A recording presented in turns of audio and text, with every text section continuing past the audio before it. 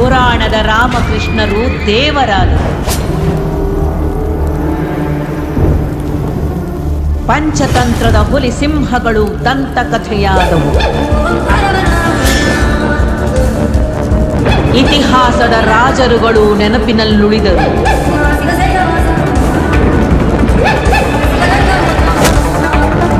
ಆಳಿದವರ ಎದುರು ಅಳಿಯದೆ ಉಳಿದವನೊಬ್ಬ ಮಾರಿಯಾದನು. ತಲೆ ಎತ್ತಿ ಚರಿತ್ರೆಯಾದ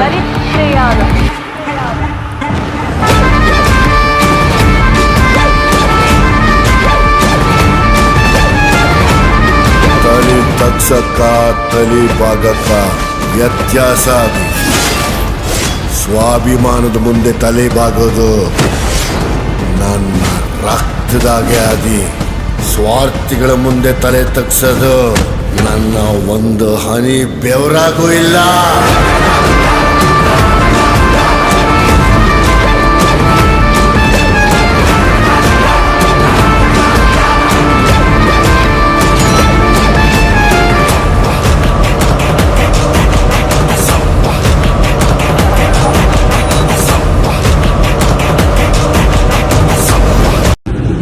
ಭಾರತದಲ್ಲಿ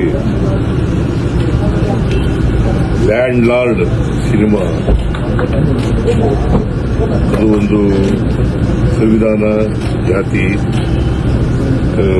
ಶೋಷಣೆ, ಗುಲಾಮಗಿರಿ ಇದು ವಿರುದ್ಧ ಆಗಿರ್ತಕ್ಕಂಥ ಇದನ್ನು ಥೀಮ್ ಮಾಡಿರ್ತಕ್ಕಂಥ ಸಿನಿಮಾ. ಈ ಸಿನಿಮಾ ಈಗ ಇಂದಿನ ಸಮಾಜದಲ್ಲಿ ಅತ್ಯಂತ ಅವಶ್ಯ ಅಂತಕ್ಕಂಥ ಮಾತುಗಳನ್ನು ಇದನ್ನು ನಾನು ನೋಡ್ತೀನಿ ನಾನು. ಮತ್ತೆ ಎಲ್ಲರೂ ನೋಡಬೇಕು ಇದನ್ನ ಸಿನಿಮಾ. ಬಿಕಾಸ್ ಈ ಇವತ್ತಿನ ಸಮಾಜ ಯಾವ ತರ ಇದೆ, ವಸ್ತುಸ್ಥಿತಿ ಯಾವ ತರ ಇದೆ, ವಾಸ್ತವಿಕತೆ ಯಾವ ತರ ಇದೆ, ಅದನ್ನ ಚಿತ್ರದ ಮೂಲಕ ತೋರಿಸ್ತಕ್ಕಂಥ ಜನರಿಗೆ ಪ್ರಯತ್ನ ಮಾಡಿದ್ದಾರೆ. ಅವರಿಗೆ ಅಭಿನಂದನೆಗಳನ್ನ ದುನಿಯಾ ವಿಜಯ್ ಅವರ ತಂಡಗಳಿಗೆ ನಿರ್ದೇಶಕರು. ನೀವು ನಿಮ್ಮ ಹೆಸರೇನು? ಗಣೇಶ್ ಜಡತ್ವ ಇರ್ತಕ್ಕಂಥದ್ದು ನೀವು.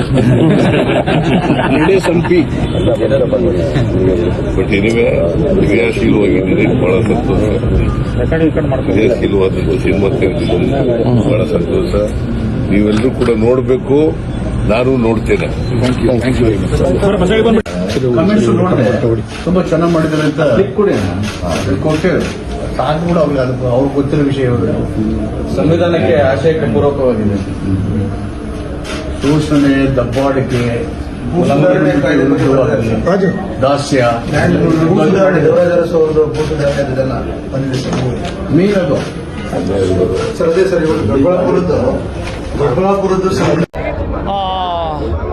ಲೈಫ್ ಹೇಳುತ್ತೆ ಬೀಳುತ್ತೆ, ಸ್ಟಾರ್ಗಿರಿ ಬರುತ್ತೆ ಹೋಗುತ್ತೆ. ಆದರೆ ಇಲ್ಲಿ ಬಂದಿರೋದು ಸ್ಯಾಂಡಲ್ವುಡ್ ಸಲ್ಗ ಮೂವಿ ಸಖತ್ತಾಗಿದೆ. ರಚಿತಾ ರಾಮ್ ಕೂಡ ಹಳ್ಳಿ ಪಾತ್ರದಲ್ಲಿ ಸೂಪರ್ ಆ್ಯಕ್ಟಿಂಗ್ ಮಾಡಿದ್ರೆ. ರಾಜಬಿ ಶೆಟ್ಟಿ ಆಗಿರ್ಬೋದು, ರಚಿತಾ ರಾಮ್ ಆಗಿರ್ಬೋದು, ಮತ್ತು ಏನು ಹೀರೋ ದುನಿಯಾ ವಿಜಯ್ ಆಗಿರ್ಬೋದು, ಮೂವರು ಸಖತ್ ಆ್ಯಕ್ಟಿಂಗ್ ಮಾಡಿದರೆ ಒಳ್ಳೆ ಮೂವಿ, ಜನಪರ ಮೂವಿ. ಸೂಪರ್ ಆಗಿದೆ, ಚೆನ್ನಾಗಿದೆ. ಕೊಡ್ಲಿ ರಾಚ ಅನ್ನೋದು ಆ್ಯಕ್ಟಿಂಗ್ ಚೆನ್ನಾಗಿ ಮಾಡಿದ್ದಾರೆ. ದುನಿಯಾ ವಿಜಯ್ ಸರ್ ಇದರಲ್ಲಿ ಡಿಫ್ರೆಂಟಾಗಿ ಕಾಣಿಸ್ತಿದ್ದಾರೆ. ಸೂಪರ್ ಆಗಿದೆ, ಸಖತ್ತಾಗಿದೆ. ಎಲ್ಲ ಫ್ಯಾಮಿಲಿ ಬಂದು ಥಿಯೇಟ್ರಿಗೆ ಬಂದು ನೋಡಿ. ಕನ್ನಡ ಸಿನಿಮಾ ಚೆನ್ನಾಗಿದೆ. Duniya Vijay sir thank you.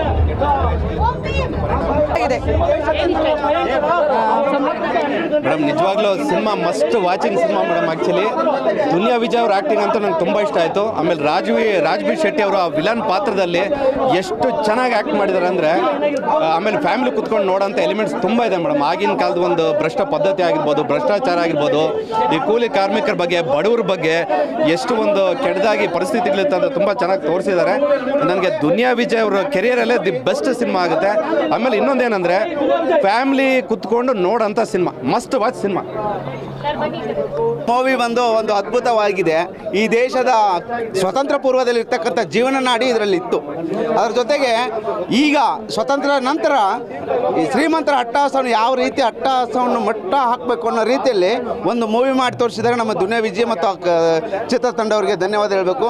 ಅದೇ ತೆರನಾಗಿ ಈ ದೇಶದ ಕಾನೂನು ಮತ್ತು ಪರಿಸ್ಥಿತಿಯನ್ನು ಅರಿತು ಓದಿದಂಥವರು ಎಲ್ಲರೂ ಸಮಾಜಕ್ಕೆ ಸಮಾನತೆಯನ್ನು, ಸಂವಿಧಾನವನ್ನು ತಿಳಿಸಬೇಕಂತ ಹೇಳಿ ಮೂಡಿ ಬಂದಿದೆ. ಇವತ್ತು ಬಾಬಾ ಸಾಹೇಬ್ರ ಏನು ಸಂವಿಧಾನ ಪ್ರಕಾರ ಇವು ಹಿಂದೆ ಹಳ್ಳಿ ನಡೀತಕ್ಕಂಥ ದೌರ್ಜನ್ಯ ದಬ್ಬಾಳಿಕೆ ವಿರುದ್ಧ ದಿನೇಶ್ ವಿಜಯ್ ಸರ್ ಅದ್ಭುತವಾಗಿ ಒಂದು ಸಿನಿಮಾ ಮುಖಾಂತರ ಇವತ್ತೇನಪ್ಪ ಪ್ರಜಾಪ್ರಭುತ್ವ ಬಗ್ಗೆ ಎತ್ತಿಡಿದ್ದಾರೆ. ದಿನೇಶ್ ವಿಜಯ್ ಸರ್ಗೆ ಈ ಸಿನಿಮಾ ಮೂಲಕ ನಾವೊಂದು ಅಭಿನಂದನೆ ಸಲ್ಲಿಸ್ತೇನೆ. ಅದೇ ರೀತಿಯಾಗಿ ಶೋಷಿತರ ಬಗ್ಗೆ ಮಾಡಿರ್ತಕ್ಕಂಥ ದಿನೇಶ್ ವಿಜಯ್ ಸರ್ಗೆ ಏನಪ್ಪ ಲ್ಯಾಂಡ್ ಚಿತ್ರ ಸದ್ದಿನೋತ್ಸವ ಆಚರಿಸಲಿ ಅಂತ ಹೇಳಿ ಈ ಸಂದರ್ಭಗಳನ್ನು ಈ ಮೂಲಕ ಮಾಡಿಕೊಡ್ತೇನೆ ಸರ್. ತುಂಬ ಚೆನ್ನಾಗಿದೆ, ಚೆನ್ನಾಗಿ ಮೂಡಿ ಬಂದಿದೆ ಮೇಡಮ್. ಒಂದು ಸಮಾಜಕ್ಕೆ ಸಾಕಷ್ಟು ಸನ್ನಿವೇಶಗಳು ಕೊಟ್ಟಿದ್ದಾರೆ ಈ ಸಿನಿಮಾದಿಂದ. ಸಂವಿಧಾನದ ಬಗ್ಗೆ ಹೇಳಿದ್ದಾರೆ, ಹೆಣ್ಣಿನ ಶೋಷಣೆ ಆದಾಗ ಹೆಣ್ಣು ಯಾವ ರೀತಿ ಮುನ್ನುಗ್ಗಬೇಕು, ಎಚ್ಚೆತ್ಕೋಬೇಕು, ಧೈರ್ಯವಾಗಿ ಎದುರಿಸಬೇಕು ಅನ್ನೋದನ್ನು ತೋರಿಸಿದ್ದಾರೆ. ಶಿಕ್ಷಣದ ಬಗ್ಗೆ ಅನಕ್ಷರಸ್ಥರು ಆಗಿದ್ದರೆ ಏನೇನು ಅನ್ಯಾಯ ಆಗುತ್ತೆ ಅನ್ನೋದನ್ನು ಶಿಕ್ಷಣದ ಮುಖಾಂತರನೂ ತೋರಿಸಿದ್ದಾರೆ.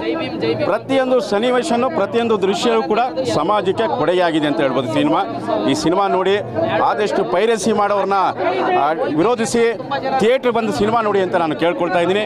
ಈ ಸಿನಿಮಾದಲ್ಲಿ ನಾನು ಕೂಡ ಒಂದು ಪುಟ್ಟ ಪಾತ್ರ ಮಾಡಿದ್ದೀನಿ. Thank you madam. ಬಗ್ಗೆ ಎಳೆಯಾಗಿ ಈ ಚಲನಚಿತ್ರದಲ್ಲಿ ತೋರಿಸಿಕೊಟ್ಟಿದ್ದಾರೆ. ಹಾಗೆ ಭಾರತ ಸಂವಿಧಾನದಲ್ಲಿ ಎಲ್ಲರಿಗೂ ಸಮಾನತೆ ಹಕ್ಕನ್ನು ಕೊಟ್ಟಿರ್ತಕ್ಕಂಥದ್ದನ್ನು ಹಿಂದಿನ ಕಾಲದಲ್ಲಿ ಕೊಟ್ಟಿಲ್ಲ. ಹಾಗಾಗಿ ಸಂವಿಧಾನ ಬಂದ ಮೇಲೆ ಎಲ್ಲರಿಗೂ ಜೀವಿಸುವಂಥ ಹಕ್ಕನ್ನು ಎಳೆಯಾಗಿ ಕೊಟ್ಟಿದ್ದಾರೆ. ಎಲ್ಲ ಹೀರೋಗಳು ಒಳ್ಳೆ ರೀತಿಯಾಗಿ ಪಾಠ ಮಾಡಿದ್ದಾರೆ. ತುಂಬ ಚೆನ್ನಾಗಿದೆ ಫಿಲಮ್, ಸೂಪರ್ ಆಗಿದೆ ಮೂವಿ, ವೆರಿ ನೈಸ್ ಮೂವಿ.